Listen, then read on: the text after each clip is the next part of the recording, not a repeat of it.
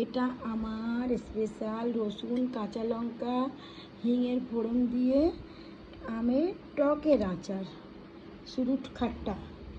আর এটা হবে এইটা দিয়ে এরকম হবে আর কি আমের পাঁপড়।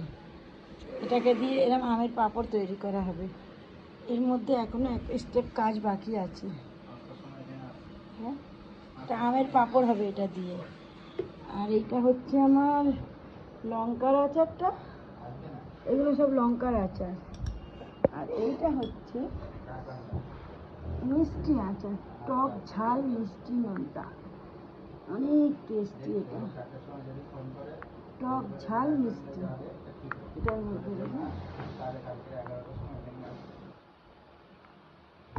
এটা শুধু লঙ্কার আচার, এটাও লঙ্কার আচার, এটা শুধু খাট্টা আমের আচার। আর এটা হবে আম পাঁপড়, মানে টক আম শক্ত যেটাকে আমরা বলি, টক আম শক্ত। এই আমার আচার।